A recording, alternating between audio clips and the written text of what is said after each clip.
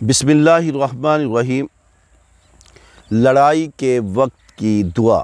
حضرت ابو سعید خدری رضی اللہ تعالیٰ عنہ سے روایت ہے کہ خندق کی لڑائی کے وقت ہم نے رسول اکرم صلی اللہ علیہ وآلہ وسلم سے عرض کیا، ہمارے کلیجے منہ کو آ گئے ہیں۔ آپ صلی اللہ علیہ وسلم نے فرمایا، یہ دعا پڑھو، اللہم استر عوراتنا وآمر رواتنا۔ یا الہی ہمارے عیب ڈھانپ لے اور گھبراہٹوں سے امن دے۔ محترم ناظرین، اس کے بعد اللہ تعالیٰ نے تیز ہوا سے دشمنان دین کو بھگا دیا۔